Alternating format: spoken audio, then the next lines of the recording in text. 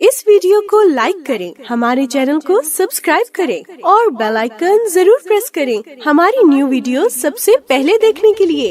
आज हम इंशाअल्लाह लफ्ज़ जलाला यानी अल्लाह, जो अल्लाह सुब्हानु ताला का जाती नाम है, उस पर बात करेंगे।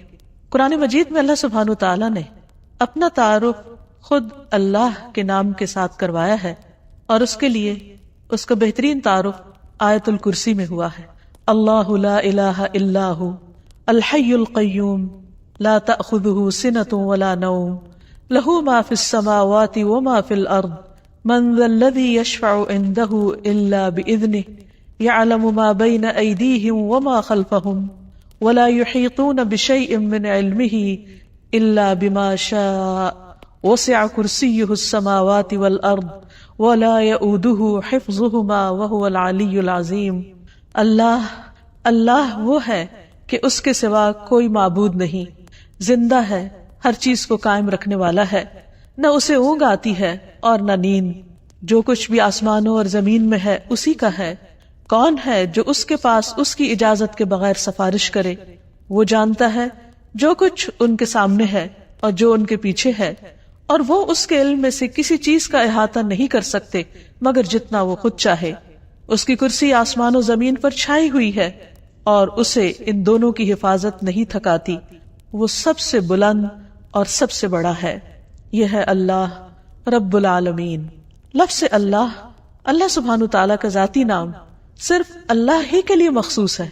पूरी कायनात में अल्लाह के नाम से सिवाय उसके कोई भी नहीं जाना जाता।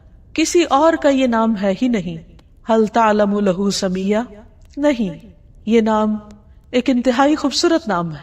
अगर इसकी तहरीर पर आप गौर करें तो इसके सारी शेप ऊपर को उठती हुई जाती, जो अपनी तहरीर के एतबार से भी अल्लाह सुब्हानु ताला की अजमत और बुलंदी पर दलील है। इसको इस्मुल जलाला, अल्लाह का इज्जत वाला नाम, बुलंद नाम, जलील क़दर नाम, जो अस्माए हुस्ना में से सबसे अजीम और आला है, सिर्फ उसी का है।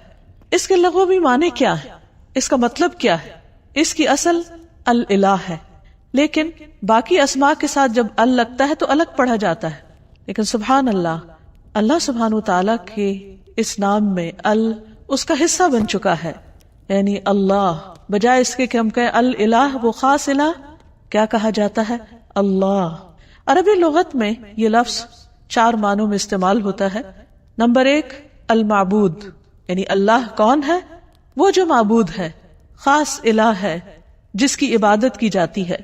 नंबर 2 अल मलजा, जिसकी पनाह ली जाती, खौफ में, गम में, परेशानियों में, जिसकी तरफ रुजू किया जाता है, जो पनाहगाह है।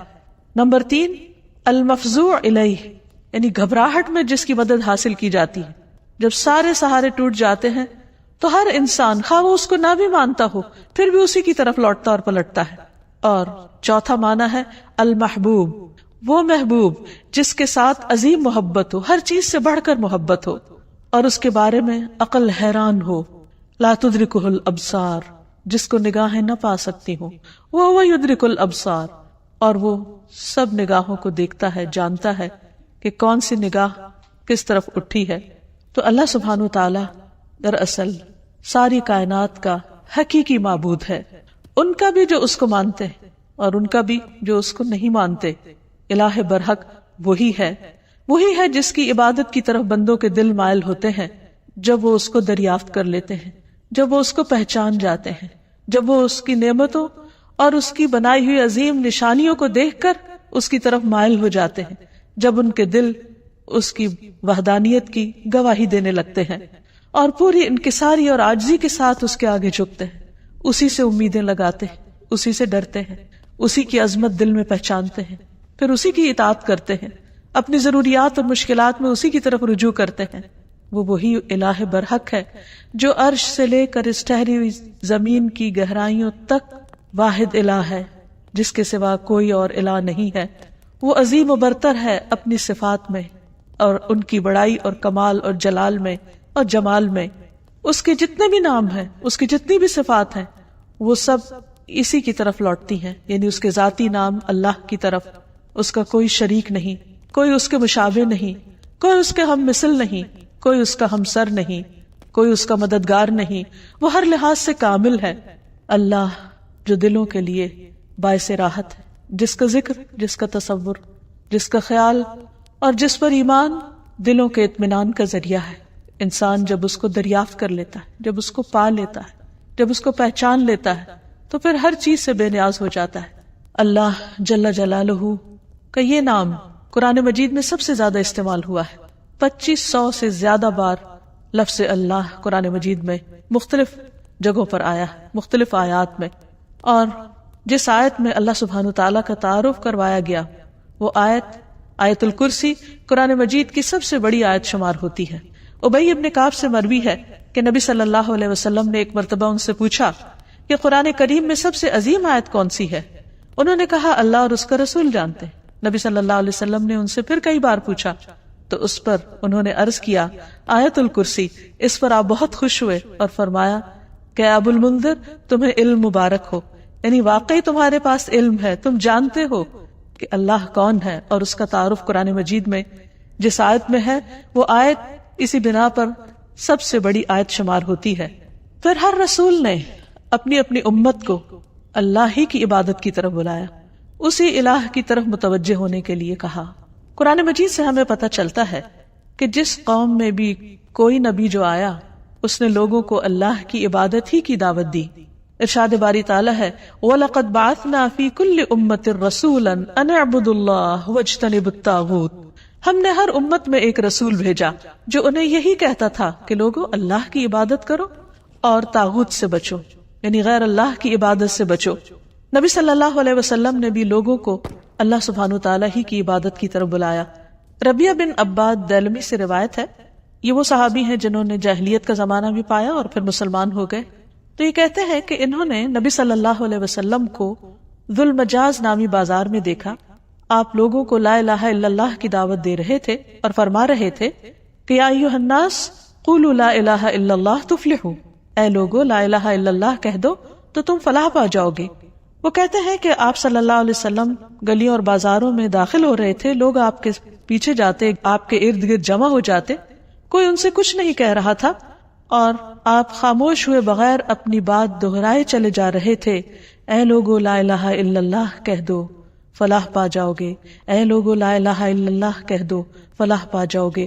گویا انسان کی کامیابی، اس کی نجات، اس کی فلاح کا انحصار اس بات پر ہے کہ وہ ایک اللہ کو اپنا معبود سمجھے اور اس پر ایمان لے آئے۔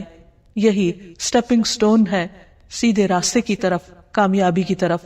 اسی طرح بلحجیم قبیلہ کے ایک آدمی سے روایت ہے، وہ کہتے ہیں کہ میں نے پوچھا اے اللہ کے رسول صلی اللہ علیہ وسلم آپ کن چیزوں کی طرف دعوت دیتے ہیں، یعنی آپ کی دعوت کیا ہے، آپ لوگوں کے لیے کیا میسج لے کر آئے؟ آپ نے فرمایا میں اس اللہ کی طرف دعوت دیتا ہوں جو یکتا ہے، بس ایک ہے، وہ اللہ کہ جب تم پر کوئی مصیبت آتی ہے اور تم اسے پکارتے ہو تو وہ تمہاری مصیبت کو دور کر دیتا ہے، جب تم کسی بیابان اور جنگل میں راستہ بھول جاتے ہو اور تم اس سے دعا کرتے ہو تو وہ تمہیں اپنے اصل مقام تک پہنچا دیتا ہے، جب تم قحط سالی میں مبتلا ہوتے ہو اور اس سے دعا کرتے ہو تو وہ پیداوار ظاہر کر دیتا ہے۔ تو اس سے پتہ یہ چلتا ہے کہ ہر انسان کے اندر اللہ کی ایک ضرورت موجود ہے۔ جب وہ دیکھتا ہے کہ اس کے آس پاس کے سب سہارے گم ہو گئے ہیں تو وہ اس ہستی کو پکارتا ہے جس نے اس کو پیدا کیا اور جس نے اس کے ساتھ ضروریات رکھی اور ان ضروریات کو پورا کرنے کا انتظام بھی فرمایا۔ انسان اپنی فطرت میں اپنے رب کو پہچانتا ہے، لیکن اس کا ماحول اس کو مختلف طرح کے اندھیروں میں رکھ کر اس رب سے دور کر دیتا ہے۔ رسول اللہ صلی اللہ علیہ وسلم نے دراصل لوگوں کو انہی اندھیروں سے نکالا، من الظلمات الی النور، من الظلمات الی النور، اندھیروں سے روشنی کی راہ دکھائی اور انہیں اپنے رب کے ساتھ جوڑا۔ پھر یہ کہ لفظ اللہ کے کچھ خصائص بھی ہیں۔ اس لفظ کی سب سے پہلی خصوصیت ہے کہ یہ اللہ سبحانہ وتعالی کا اسم اعظم ہے۔ امام غزالی کہتے ہیں کہ جان لو کہ یہ نام 99 ناموں میں سب سے زیادہ عظیم ہے، کیونکہ یہ اس ذات الہیہ پر دلالت کرتا ہے جو تمام صفات الہیہ کو جمع کرنے والی ہے۔ یہ اس ذات کا نام ہے جس کی ساری صفات ہیں، یہاں تک کہ کوئی بھی صفت اس سے جدا نہیں ہوتی، یعنی باقی ساری صفات اسی کی ہیں۔ یعنی اللہ سبحانہ و تعالیٰ کی. پھر ہم دیکھتے ہیں کہ یہ نام ہر حدیث میں وارد ہوا ہے. نبی صلی اللہ علیہ وسلم کی جتنی بھی حدیثیں ان کے شروع میں ہر جگہ آتا ہے قال رسول اللہ صلی اللہ علیہ وسلم یا عن النبی صلی اللہ علیہ وسلم. تو حدیث کا جتنا بھی ذخیرہ ہے، جتنا بھی خزانہ ہے، اس میں سے ہر حدیث میں اللہ سبحانہ وتعالیٰ کا نام آتا ہے، اسی کی طرف نسبت جاتی ہے. پھر اسی طرح تمام اسماء حسنہ کی نسبت اللہ کی طرف ہے. وَلِلَّهِ الْأَسْمَاءُ الْحُسْنَى، اور اللہ ہی کے لیے ہیں سارے اچھے اچھے نام. فَادْعُوهُ بِهَا، بس تم اس کو ان ناموں کے ساتھ پکارو. یعنی کیسے کہا جاتا ہے؟ اللہ کون ہے؟ وہ جو الرحمن، الرحیم، القدوس، السلام ہے. یعنی یہ سب اللہ کے نام ہیں. یہ نہیں کہا جاتا کہ اللہ الرحمن کا نام ہے یا اللہ العزیز کا نام ہے. نہیں، العزیز اور الرحمن دراصل اللہ سبحانہ وتعالیٰ کے نام ہیں یا اس کی صفات ہیں. پھر یہ ہے کہ یہ نام سب سے زیادہ پکارا جاتا ہے. مثلاً دعاؤں کو اگر ہم دیکھیں، نبی صلی اللہ علیہ وسلم نے اللہ سبحانہ وتعالیٰ کو جن ناموں سے پکارا ان میں سب سے زیادہ یہی نام آتا ہے اللہم کے ساتھ. خود درود شریف کا آغاز بھی اللہم کے ساتھ ہوتا ہے. تو اللہ ہے، اللہ. تو میم آخر میں جو مشدد ہے، یہ کیا چیز ہے؟ یہ دراصل عربی کا ایک قاعدہ ہے، شروع میں یا کا لفظ لگانے کی بجائے آخر میں میم کا مطلب ہے یہاں پر یا. جیسے ہم کہتے ہیں یا اللہ، تو اسی طرح اللہم کا مطلب ہے اے اللہ. حسن بصری کہتے ہیں اے اللہ دعاؤں کے مرکز. جب مانگنے والا کہتا ہے یا اللہ میں تجھ سے سوال کرتا ہوں، گویا وہ یہ کہتا ہے کہ میں اس اللہ سے دعا کرتا ہوں جس کے سب اچھے اچھے نام ہیں اور جس کے بلند نام اور بلند صفات ہیں. پھر یہ بھی یاد رکھیے کہ مخلوق میں سے کسی کے اندر آج تک جرت نہیں ہوئی کہ وہ اپنا یا کسی اور کا نام اللہ رکھ دے. اللہ سبحانہ وتعالیٰ نے سب کی زبانیں پکڑ رکھی کہ یہ نام اس کے سوا کوئی اور رکھ ہی نہیں سکتا، یہ صرف اسی کی خصوصیت ہے. اور پھر یہ کہ تمام امتیں اس نام سے متعارف ہیں، کوئی اس نام کا انکار نہیں کرتی. پھر اسی طرح ہم دیکھتے ہیں کہ ہماری نماز کے ہر ایکشن میں یہ نام لیا جاتا ہے. مثلا نماز کا آغاز ہوتا ہے تکبیر تحریمہ سے. آغاز میں پہلا لفظ ہی کیا ہے؟ اللہ اکبر، اللہ سب سے بڑا ہے. پھر دعا استفتاح ہے، اس میں آتا ہے سبحانک اللہم و بحمدک، اللہ کا نام ہے. رکوع میں ہم جو دعائیں مانگتے ہیں ان میں سے دعا ہے سبحانک اللہم ربنا و بحمدک. پھر قومہ میں جب کھڑے ہوتے ہیں سمع اللہ لمن حمدہ. پھر سجدے میں جاتے ہیں تو کہتے ہیں اللہم لک سجدت، اے اللہ میں نے تیرے لیے سجدہ کیا. پھر تشہد کی دعاؤں میں سے ہے اللہم اغفر لی ما قدمت وما اخرت وما اسررت وما اعلنت، اے اللہ مجھے بخش دے جو بھی میں نے پہلے گناہ کیے، جو بعد میں کیے، جو چھپ کے کیے اور جو ظاہری طور پر کیے. پھر نماز کے اختتام کس پر ہوتا ہے؟ السلام علیکم ورحمۃ اللہ. اس میں بھی اللہ کا نام لیا جاتا ہے. تو گویا پورا دن ہم اس کی تکرار کرتے رہتے ہیں، نمازوں کے اندر بھی اور نمازوں کے باہر بھی. دن کا آغاز ایک مسلمان کس طرح کرتا ہے؟ سب سے پہلے دعا مانگتا ہے الحمدللہ الذی احیانا بعدما اماتنا. گویا آنکھ کھلتے ہی پہلا لفظ جو اس کی زبان پر آتا ہے وہ اللہ کے شکر کا ہے، الحمدللہ. پھر اسی طرح مختلف کام کاج کرتے ہوئے اگر چھینک آ جاتی ہے تو الحمدللہ. کسی اچھی چیز کو دیکھتا ہے انسان تو سبحان اللہ، اللہ کی قدرت یاد آتی ہے. پھر کسی چیز پر حیران ہوتا ہے کہتا ہے ماشاء اللہ. پھر اسی طرح کوئی گناہ ہو جاتا ہے تو کہتا ہے استغفر اللہ. بلندی کی طرف چڑھنے لگتا ہے تو کہتا ہے اللہ اکبر. نیچے کو اترنے لگتا ہے تو کہتا ہے سبحان اللہ. پھر اسی طرح دن کے سارے کام کاج کرتے ہوئے جب رات کو سونے لگتا ہے تو دائیں طرف لیٹتے ہوئے اپنا دائیں ہاتھ اپنے دائیں گال کے نیچے رکھ کر اپنے رب کو پکارتا ہے اللہم بسمک اموت و احیا. پھر اسی طرح اس نام کی کچھ اور خصوصیات ہیں، اور وہ یہ کہ عربی میں قسم کے لیے جو تا استعمال ہوتی ہے وہ صرف اسی نام پر وارد ہوتی ہے، تاللہ. پھر اسی طرح اس لفظ کا خاصہ یہ ہے کہ الحمد کا استعمال صرف اللہ کے ساتھ ہوتا ہے. یہ نہیں ہوتا الحمد الرحمن، الحمد للرحمن یا الحمد للرحیم، نہیں، الحمد للہ. اسی طرح باقی بھی بہت سے جب ہم دعائیں اللہ تعالیٰ سے مانگتے ہیں یا اللہ تعالیٰ کی تعریف بیان کرتے ہیں تو لفظ اللہ ہی کے ساتھ کر رہے ہوتے ہیں. پھر اس نام کی بہت سی برکات بھی ہیں. یعنی یہ صرف ایسا نہیں کہ صرف ایک نام ہے، بلکہ یہ ہماری روح اور ہمارے دل کی زندگی ہے. جب ہم تکلیف میں ہوتے ہیں، جب ہم کسی بھی طرح تنہا محسوس کرتے ہیں تو یہ نام ہمارے اندر سے تنہائی کا احساس ختم کر دیتا ہے. اللہ سبحانہ و تعالیٰ کا یہ نام یعنی اللہ جو اس کا ذاتی نام ہے، یہ صرف ایک نام ہی نہیں، اس کی بہت سی برکات بھی ہیں، اس کے بہت سے فائدے ہیں. یہ صرف اس کا نام نہیں، یہ اس کی پہچان بھی ہے، اور یہ ہمارے دل، روح اور جان کی زندگی ہے. ہم جب تنہا ہوتے ہیں تو جو ہی اس کا نام لیتے ہیں یوں لگتا ہے کوئی تنہائی نہیں. جب خوف زدہ ہوتے ہیں اور اس کو پکارتے ہیں تو لگتا ہے کوئی خوف نہیں. ایک دم دلوں کو قرار آ جاتا ہے، تسکین مل جاتی ہے. اگر انسان تکلیف کے وقت بسم اللہ کہتا ہے تو اس کی تکلیف دور ہو جاتی ہے. حضرت جابر کہتے ہیں کہ جب غزوہ احد میں طلحہ رضی اللہ عنہ کی انگلی کٹی تو انہوں نے سی کہا، جسے عام طور پر ہمارا ریاکشن ہوتا ہے. تو رسول اللہ صلی اللہ علیہ وسلم نے فرمایا اگر تم اس وقت بسم اللہ کہتے یعنی سی کرنے کی بجائے اللہ کے نام کو یاد کرتے تو فرشتے تمہیں اٹھا لیتے اس حال میں کہ لوگ تمہیں دیکھ رہے ہوتے. یعنی اتنی قوت ہے اس نام کے اندر. پھر اسی طرح ہم ہر کام کے شروع میں بھی بسم اللہ پڑھتے ہیں اور اس سے اس کام میں برکت ہو جاتی. مثلا کھانا کھاتے وقت اگر کھانا بسم اللہ سے شروع کیا جائے تو اس کھانے میں برکت ہو جاتی.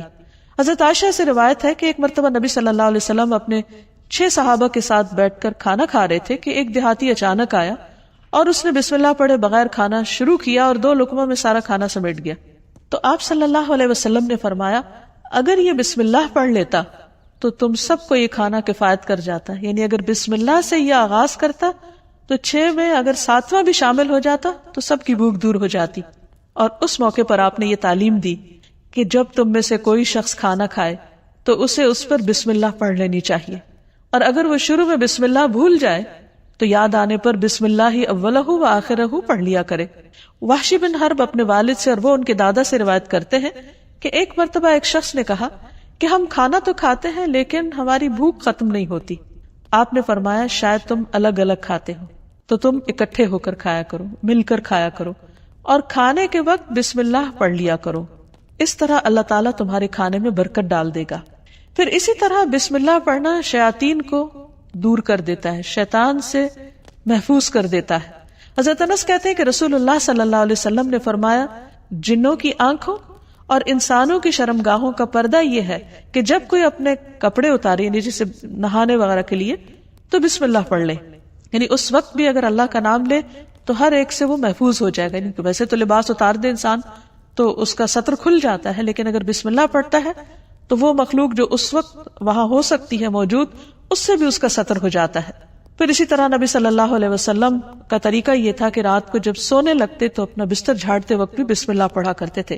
ابو ہریرہ کہتے ہیں کہ رسول اللہ صلی اللہ علیہ وسلم نے فرمایا جب تم میں سے کوئی اپنے بستر پر جائے تو اپنے تہبند کے پلو سے یعنی اس کا ایک کونا پکڑے اور اس سے اپنے بستر کو جھاڑے اور ساتھ بسم اللہ پڑھے، کیونکہ وہ نہیں جانتا کہ کون اس کے بعد اس کے بستر پر آیا. ہو سکتا ہے کوئی ایذا دینے والا، تکلیف دینے والا کیڑا مکوڑا ہو. تو جب اللہ کا نام لیا جائے گا تو کوئی چیز اس کو رات سوتے وقت نقصان نہیں دے گی. لیکن اس کے برعکس جب کوئی شخص اللہ کا نام نہیں لیتا تو پھر وہ کئی قسم کے نقصان اٹھا سکتا ہے. مثلا کھانے میں اگر بسم اللہ نہیں پڑھی تو وہ چیز شیطان کا رزق بن سکتی ہے. ابن عباس کہتے ہیں رسول اللہ صلی اللہ علیہ وسلم نے فرمایا کہ ابلیس نے کہا اے رب تو نے اپنے ساری مخلوق کا رزق واضح طور پر بتا دیا ہے، تو میرا رزق کہاں ہے، میں کیا کھاؤں گا؟ فرمایا ہر وہ چیز جس پر میرا نام نہ لیا جائے وہ تمہارا رزق ہے. تو اس سے آپ اندازہ لگائیے کہ ہم جب کھانے پر اللہ کا نام نہیں پڑھتے تو یہ معمولی سی بات نہیں ہے، ہم دراصل اپنا ہی کھانا اپنے دشمن کو کھلا رہے ہوتے ہیں. پھر اسی طرح جب انسان گھر میں داخل ہوتا ہے تو گھر میں داخل ہوتے وقت اگر اللہ کا نام نہیں لیتا اور کھانا کھاتے وقت اللہ کا نام نہیں لیتا تو شیطان کہتا ہے کہ آج اس گھر میں تمہارے لیے کھانا بھی ہے اور رات گزارنے کی جگہ بھی ہے. لیکن اگر بسم اللہ پڑھتا ہے انسان تو وہ کہتا ہے کہ آج اس گھر میں نہ کھانا ہے اور نہ تمہاری رات گزارنے کی جگہ ہے. پھر اسی طرح جس مجلس میں اللہ کا نام نہ لیا جائے وہ مجلس قیامت کے دن انسان کے لیے حسرت کا باعث بنے گی. رسول اللہ صلی اللہ علیہ وسلم نے فرمایا جو لوگ کسی جگہ پر مجلس کریں لیکن اس میں اللہ کا ذکر نہ کریں وہ ان کے لیے قیامت کے دن حسرت کا باعث ہوگی. اور جو آدمی کسی راستے پر چلتے ہوئے اللہ کا ذکر نہ کرے وہ چلنا بھی قیامت کے دن اس کے لیے حسرت کا باعث ہوگا. جو آدمی اپنے بستر پر آئے لیکن اللہ کا نام نہ لے وہ اس بستر پر آنا بھی اس کے لیے باعث حسرت ہوگا.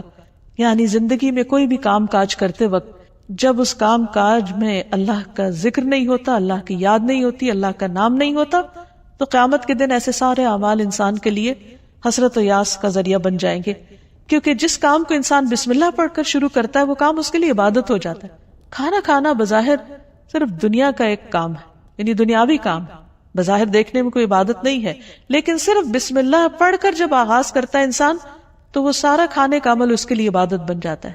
اللہ کا نام لے کر انسان اپنے بستر میں جاتا ہے تو وہ سونا عبادت بن جاتا ہے. وہ واک کر رہا ہے، اللہ کا ذکر کر رہا ہے، گھر سے نکلتا ہے بسم اللہ توکلت علی اللہ پڑھتا ہے، وہ گھر سے نکلنا اس کے لیے عبادت بن جاتا ہے اور اس کو شیاطین کے شر اور دیگر شر سے محفوظ رکھنے کا ذریعہ بن جاتا ہے. اللہ سبحانہ وتعالی نے مختلف چیزوں کے ساتھ اپنے اس نام کو رکھ کر انہیں شرف اور عزت بھی بخشا. مثلا بیت اللہ، اللہ کا گھر، یہ نہیں کہ اللہ تعالیٰ وہاں رہتے ہیں، لیکن اس گھر کو عزت اور شرف بخشی اپنے نام کی طرف نسبت دے کر. پھر اسی طرح آپ نے فرمایا نبی صلی اللہ علیہ وسلم نے کہ 3 لوگ اللہ کے وفد ہیں، یعنی اللہ تعالیٰ ان کو اپنا وفد کہتے ہیں، اپنا ڈیلیگیشن. غازی، حج کرنے والا اور عمرہ کرنے والا، ان کو بھی اللہ سبحانہ تعالیٰ نے عزت اور شرف بخشی اپنے نام کے ساتھ. پھر اسی طرح کچھ لوگوں کو اللہ تعالیٰ نے اہل اللہ کہا ہے، یعنی اللہ کے اہل.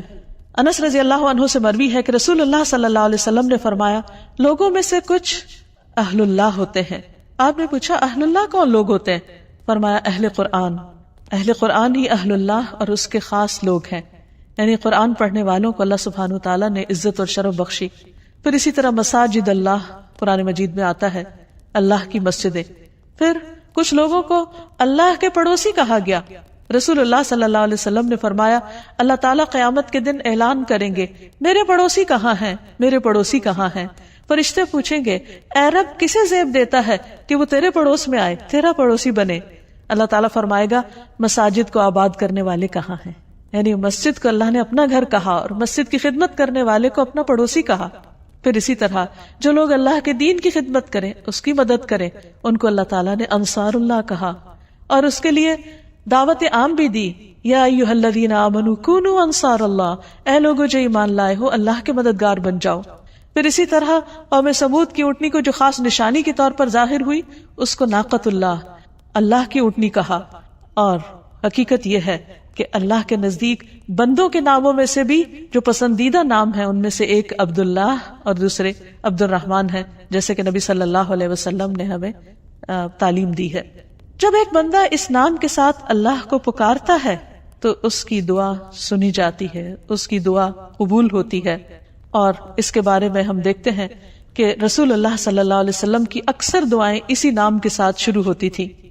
آپ صلی اللہ علیہ وسلم ہر نئے مسلمان ہونے والے کو جو دعا سکھایا کرتے تھے اللہم اغفر لی وارحمنی واہدنی وارزقنی، اے اللہ تو مجھے معاف کر دے، اے اللہ تو مجھ پر رحم فرما اور مجھے ہدایت دے اور مجھے رزق عطا فرما.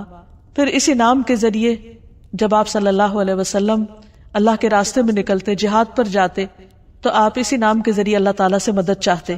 زندگی میں انسان پر بہت سی مشکلات اور بہت سی تکلیفیں آتی رہتی. ایسے میں بعض اوقات انسان ڈپریشن کا شکار ہو جاتا ہے، اسے یہ نہیں پتہ چلتا کہ اب وہ کیا کرے. لیکن اس کا حل نبی صلی اللہ علیہ وسلم نے ہمیں بتایا ہے. حضرت اسماء بنت امیس کہتی ہیں کہ مجھ سے رسول اللہ صلی اللہ علیہ وسلم نے فرمایا کیا میں تمہیں ایسے کلمات بتاؤں کہ جن کو پڑھنے سے غم اور پریشانی دور ہو جاتی ہے، اور وہ ہے اللہ اللہ ربی لا اشرک بہ شیئا، اللہ اللہ ہی میرا رب ہے، میں اس کے ساتھ کسی کو شریک نہیں کرتا. جب انسان کثرت سے اس کی تکرار کرتا ہے تو بڑے سے بڑا رنج اور غم دور ہو جاتا ہے، کیونکہ نبی صلی اللہ علیہ وسلم نے جو بھی ہمیں تعلیم دی ہے وہ دراصل اللہ سبحانہ تعالیٰ ہی نے آپ کو دی تھی، اور اسی کی روشنی میں آپ نے وہ تمام چیزیں ہمیں سکھائیں. اسی طرح حضرت یعقوب علیہ السلام پر جب بہت غم آیا بیٹے کی جدائی کا تو انہوں نے بندوں سے شکوہ شکایت نہیں کی، بلکہ کیا کہا انما اشکو بثی وحزنی الی اللہ، انما اشکو بے شک میں شکوہ کرتا ہوں، بثی وحزنی اپنے رنج و غم کا، الی اللہ صرف اللہ کی طرف. اور حقیقت یہ ہے کہ جب انسان ایسی حالت میں اللہ کی طرف رجوع کرتا ہے تو اللہ سبحانہ تعالیٰ اپنے غیب کے خزانوں سے اس کی مدد کرتا ہے اور اس کو تنہا نہیں چھوڑتا، اس کو تھام لیتا ہے. لفظ اللہ کے ساتھ پکارنا دعاؤں کی قبولیت کا ذریعہ بنتا ہے۔ ایک اور روایت سے ہمیں پتہ چلتا ہے، عبداللہ بن بریدہ اسلمی اپنے والد سے روایت کرتے ہیں کہ نبی صلی اللہ علیہ وسلم نے ایک شخص کو دعا میں پکارتے ہوئے سنا، اللہم انی اسألک بأنی اشہد انک انت اللہ لا الہ الا انت الاحد الصمد الذی لم یلد ولم یولد ولم یکن لہ کفوا احد۔ تو آپ نے فرمایا، قسم ہے اس ذات کی جس کے ہاتھ میں میری جان ہے، اس نے اللہ کے اس نام کے ساتھ دعا کی ہے جس کے ساتھ دعا کی جائے تو قبول کی جاتی ہے، اور اگر سوال کیا جائے تو عطا کر دیا جاتا ہے۔ یعنی بندہ اپنے رب سے جو کچھ مانگتا ہے رب اسے عطا کرتا ہے۔ تو جو شخص اپنے الہ حقیقی کو پہچان لیتا ہے پھر وہ اسی سے مانگتا ہے اور اسی کی عبادت کرتا ہے، ایاک نعبد و ایاک نستعین، وہ اسی کی اطاعت اور بندگی کے لیے اسی کو راضی کرنے کی کوشش کرتا ہے، اور اگر اس کو راضی کرنے میں کسی اور کو ناراض بھی کرنا پڑے تو وہ اس سے ڈرتا نہیں، کیونکہ جو اللہ کو راضی کرتا ہے اللہ سبحانہ وتعالی اس کی حفاظت کرتے ہیں، اور جو بندوں کو راضی کرنے کے لیے اللہ کو ناراض کر دیتا ہے پھر اللہ تعالیٰ اسے بندوں کے حوالے کر دیتے ہیں۔ ہمارے لیے یہ بہت اہم ہے کہ ہم اپنی پوری زندگی اللہ رب العالمین کے سپرد کریں، اسی کی اطاعت اور فرما برداری میں گزاریں، جیسا کہ اللہ سبحانہ وتعالیٰ نے نبی صلی اللہ علیہ وسلم کو حکم دیا، قل ان صلاتی ونسکی ومحیای ومماتی للہ رب العالمین لا شریک لہ وبذلک امرت وانا اول المسلمین۔ آپ کہہ دیجئے، میری نماز، میری قربانی، میرا جینا اور میرا مرنا سب اللہ رب العالمین کے لیے ہے، اس کا کوئی شریک نہیں، مجھے اسی بات کا حکم دیا گیا ہے اور میں سب سے پہلے فرما بردار ہوں، سب سے پہلے مسلمان ہوں۔ یعنی کسی بھی قسم کی عبادت، خواہ وہ جانی ہو یا مالی ہو، زندگی کا کوئی بھی کام ہو، سب کا سب اللہ کی رضا کے لیے ہونا چاہیے، جیسا کہ ابراہیم علیہ السلام نے اپنے آپ کو اللہ کے سپرد کیا تھا، اللہ کی اطاعت کی تھی۔ اذ قال لہ ربہ اسلم قال اسلمت لرب العالمین، جب اس کے رب نے کہا کہ تم اپنے رب کے حوالے کر دو اپنے آپ کو، تو انہوں نے کیا کہا کہ میں رب العالمین کا فرما بردار ہو گیا۔ ایسا ہی دین دراصل اللہ کا مطلوب دین ہے کہ بندہ اپنے آپ کو اللہ کے حوالے کرے، اسی کا فرما بردار بن جائے، اسی کا اطاعت گزار بن جائے۔ ارشاد باری تعالی ہے، وَمَنْ أَحْسَنُ دِينًا، اس سے اچھا دین کس کا ہو سکتا ہے، ممن اسلم وجہہ للہ، جس نے اپنا آپ اللہ کے حوالے کر دیا، اپنا چہرہ اللہ کے لیے تابع کر دیا، اس کے آگے جھک گیا، اس کی بات کے آگے، اس کے حکم کے آگے، وَهُوَ مُحْسِنٌ، اور وہ محسن بھی ہے، ہر کام کو بہت اچھی طرح کرنے والا ہے۔ وَاتَّبَعَ مِلَّةَ إِبْرَاهِيمَ حَنِيفًا، اور اس نے ملت ابراہیم کی پیروی کی۔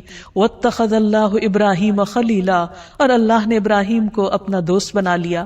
تو جو شخص اللہ کی اطاعت اور فرما برداری کرتا ہے وہ اللہ کا خاص بندہ بن جاتا ہے، اور جو اللہ کا خاص بندہ ہوتا ہے وہ دنیا میں سب سے زیادہ خوش قسمت ہوتا ہے، کیونکہ اسے دنیا کے کسی بڑے کا فیور نہیں، اللہ کا فیور اور اللہ سبحانہ تعالیٰ کی رحمت اور بخشش اور عنایت اور رضا اس کو حاصل ہو جاتی ہے۔ اور اس سے بڑی کیا چیز ہو سکتی ہے اس شخص کے لیے جو اللہ کو اپنا رب مانتا ہو۔ اسی لیے ایسا بندہ جب رات کو سونے لگتا ہے تو اپنا سب کچھ اللہ کے سپرد کر دیتا ہے، اور یوں اللہ سبحانہ تعالیٰ کے آگے عاجزی اور فریاد کرتا ہے، اللہم اسلمت نفسی الیک ووجہت وجہی الیک وفوضت امری الیک والجأت ظہری الیک رغبتا ورہبتا الیک لا ملجا ولا منجا منک الا الیک آمنت بکتابک الذی انزلت وبنبیک الذی ارسلت۔ اے اللہ، میں نے اپنی جان تیرے سپرد کی، اپنا چہرہ تیری طرف کر لیا، اپنا معاملہ تیرے سپرد کر دیا، جتنے بھی پریشانیاں، غم اور ہم ہیں سب تیرے حوالے کر دی، تو ہی ان کی بہترین ٹیک کیئر کرنے والا ہے۔ اپنے آپ کو تیری طرف متوجہ کیا، تجھی پر بھروسہ کیا، تیری طرف رغبت اور تیری خوف کی وجہ سے تیرے سوا کوئی جائے پناہ نہیں۔ میں تیری کتاب پر ایمان لایا جو تو نے نازل کی، تیرے نبی پر ایمان لایا جو تو نے ہی بھیجا۔ ایسا شخص اگر رات کو فوت ہو جاتا ہے تو وہ فطرت پر ہوتا ہے، اسلام پر ہوتا ہے، وہ دراصل اللہ کے اس فرمان کے تابع ہوتا ہے کہ اس کا سب کچھ اپنے رب کے لیے ہے۔ اور اگر وہ صبح کرتا ہے تو حدیث میں آتا ہے کہ ایسا شخص خیر پر، بھلائی پر صبح کرتا ہے۔ حقیقت یہ ہے کہ جو لوگ اللہ کو پہچان لیتے ہیں وہ سب سے بڑھ کر اللہ سے محبت کرنے والے ہوتے ہیں، اور یہی ان کے ایمان کا تقاضا ہوتا ہے. والذین آمنوا اشد حبا للہ، وہ لوگ جو ایمان والے ہیں وہ اللہ کی محبت میں سب سے زیادہ شدید ہوتے ہیں. نبی صلی اللہ علیہ وسلم نے فرمایا تم میں سے کوئی شخص اس وقت تک مومن نہیں ہو سکتا جب تک اسے اللہ اور اس کے رسول دوسرے سب لوگوں سے زیادہ محبوب نہ ہو جائیں. ایسے لوگ صرف محبت ہی نہیں کرتے، وہ اللہ سے ڈرتے بھی ہیں، اور جو اللہ سے ڈرتے ہیں پھر وہ لوگوں سے نہیں ڈرتے، اور جب وہ اللہ سے ڈرتے ہیں تو اللہ کے ڈر سے پھر وہ اللہ کی نافرمانی کے کام چھوڑ دیتے ہیں. پھر ان کی محبت اور ان کی نفرت بھی اللہ ہی کی خاطر ہوتی ہے. پھر وہ اللہ کو کثرت سے یاد کرنے والے ہوتے ہیں اور اس حکم پر عمل کرنے والے. یا ایھا الذین آمنوا اذکروا اللہ ذکرا کثیرا، اے لوگ جو ایمان لے آئے ہو اللہ کا ذکر کرو، اللہ کو یاد کرو، کثرت سے یاد کرنا. وسبحوہ بکرۃ واصیلا، اور صبح و شام اس کی تسبیح بیان کرو. ایسے ہی لوگ سب سے آگے نکل جانے والے ہیں، ایسے ہی لوگ سب سے آگے بڑھ جانے والے ہیں، اور انہی کا انجام بہترین ہے. نبی صلی اللہ علیہ وسلم نے فرمایا مفردون سبقت لے گئے. لوگوں نے پوچھا اللہ کے رسول صلی اللہ علیہ وسلم وہ کون ہے؟ آپ نے فرمایا اللہ کا بہت زیادہ ذکر کرنے والے مرد اور عورتیں. اللہ سے دعا ہے کہ اللہ تعالی ہمیں ان لوگوں میں شامل کر لے جو سب سے زیادہ اس کو یاد کرنے والے ہیں، کیونکہ اسی میں دلوں کا اطمینان، دلوں کی راحت اور آخرت کی کامیابی ہے. وآخر دعوانا ان الحمد للہ رب العالمین.